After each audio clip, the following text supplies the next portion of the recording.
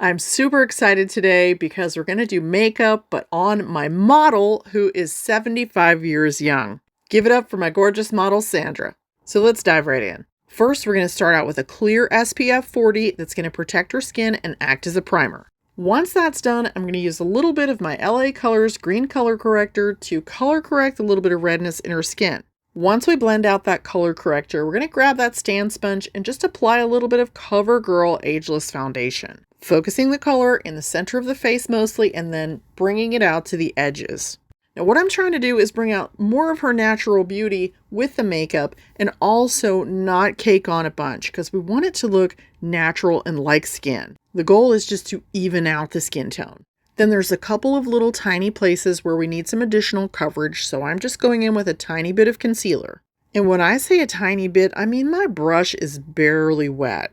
Next up, we're going to add some blush back to those cheeks, and I'm using my Prime Wand pigment. I chose this because it's the perfect color for her, and it's also super blendable, which means it's easier for me.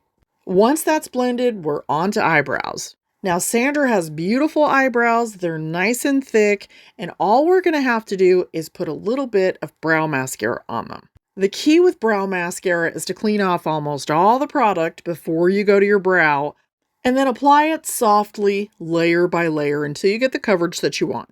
And then let's jump right into eyeshadow. Now, right off the bat, I'm applying a lighter color of base from her lash line to her brow. Then I'm going to slowly deepen it up right underneath that brow bone. Once that's blended, then I'm going to take just a little bit of shimmer, and it's going to go mostly in the center and toward the inner eye. This is very soft, and it's going to be eye-poppingly gorgeous. Once I get this shadow in place, I'll do a final blend, and then we're going to do some eyeliner. Now, I'm not going to use a traditional eyeshadow because I want a really soft, gorgeous look. So I'm going to use a little tiny brush and a little bit of dark brown eyeshadow. Now, I'm going to start with that right here. And I'm starting up about 4 or 5 millimeters off of the top of her lash line. And when I take it in, I'm going to swoop it in and it's going to taper toward the lash line. And this is going to give a soft, subtle, lifted look. I'm going over this several times to make sure things are even, to make sure the color is even, and that it's the color that I want. Then I'll take a slightly larger brush there and blend it inward. Next up, concealer. Actually, instead of using concealer, I went with the Maybelline Dream BB Fresh Skin Hydrating Beauty Balm.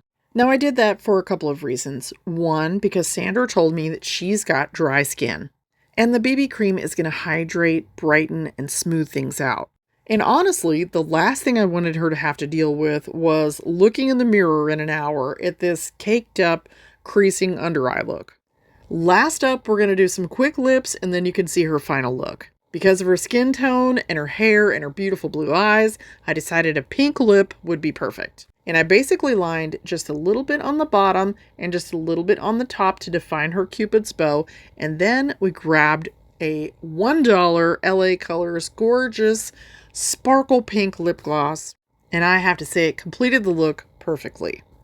And there you have it. 75, beautiful skin, looks like skin, gorgeous smile, beautiful eyes. You're never too old for this.